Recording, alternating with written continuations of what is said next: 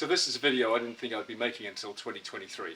I heavily upgraded my 2009 Trail Fox and thought I'd ride it for a year or so and then think about what I wanted in a new bike. But having taken this bike to a couple of bike parks, it's clear that that's not really what it was intended for. So, time for a new bike. Back in November last year, we bought Millie a 2022 Stumpjumper Evo Comp alloy, which heavily informed my new bike purchase, so I knew I wanted a Stumpy Evo. Plus, having similar components would mean maintaining the bikes would be more straightforward. So knowing what model of bike I wanted, let's get into sizing and build. Starting with sizing, Millie's Comp alloy is an S2 size. Millie is now around 5'2" and growing like a weed. The S2 was initially a little on the large size for her, but now she's very comfortable with the bike and she continues to grow into it. We did a video on sizing for her bike, which I've linked above. So checking out Specialized sizing chart. At 6'4", it puts me between a size S5 and a size S6. I called Biker's Edge in Bristol, Connecticut and arranged a demo of their bikes. I rode a size S5 and found it to be large enough for me while keeping my back more upright and weight off my arms. I ultimately settled on the S5 size in an Evo Expert build. This meant I got the longer dropper post at 210mm while keeping the crank at 170mm rather than 175mm on the S6. This provides a little extra ground clearance. Now that we've covered sizing, let's take a look at build choices. Even though the NX group set on Millie's Comp alloy is working well, I wanted GX or better so I wouldn't need to swap out hubs when the time came to upgrade the cassette. Also, while the regular grip damper in the Rhythm fork is well regarded, I wanted the Grip 2 damper in the Performance Elite fork. The grip damper can be readily upgraded to the Grip 2 damper, but I thought I'd save myself that task. I wasn't overly motivated to get the factory suspension over the Performance Elite. So the bikes I ultimately compared were the Evo Elite alloy, the Evo Comp and the Evo Expert. The latter two are carbon frames, which are obviously lighter than the alloy frame.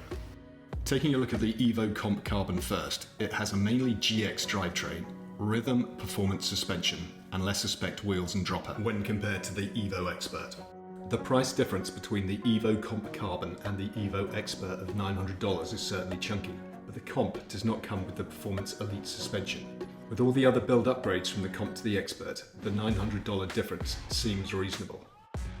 I then compared the Evo Elite alloy, which is $200 cheaper than the Evo Expert. It comes with the Fox factory suspension, though has GX drivetrain components rather than the X01 on the Expert. It's a question of preference, but getting a carbon frame for an extra $200 seems a reasonable trade with slightly lower spec suspension and slightly better group set. Plus, I much prefer the colourway of the Elite Evo Battleship paint job. Again, a personal preference. So other than a few road rides to shake out any issues and to bed in the brakes, I haven't done any extensive testing on the bike. First impressions are very positive. The fit is very good for me and the components are very high quality. Biker's Edge set up the suspension per the Specialized Suspension Calculator website, and so far that seems like a solid starting point. But note that the website does not include the 2022 Evo models, which features the updated Float X shocks rather than the DPX2 shocks on the 2021 bikes. It's obviously a very different bike to the Trail Fox, but there are a couple of immediate differences that I'll need to get used to. The 29-inch Evo in S5 has longer chainstays than the Trail Fox, which means it requires better technique to lift the front wheel and pull a wheelie. Also, the SRAM Code RS brakes feel a little spongier and less progressive than the Shimano XTs on my old bike. I'm sure I'll forget both of these differences after a proper ride. We are headed to Killington shortly, so I'll be psyched to see how much better the Evo copes with bike park terrain. I have the geometry set at the stock factory settings, but we'll play around with it when we're in Killington. Okay, so that wraps up my reasoning for the new bike purchase, as well as how I came to the decision on sizing and build. Let me know if you have any questions in the comments. I'll also be doing a bike check video to go over the build of the Evo Expert, so be sure to check back. Thanks for checking out the video and please give a thumbs up if you found it useful. Thank you for watching Dizi Does Downhill. Make sure to subscribe, put some comments down below, and like it.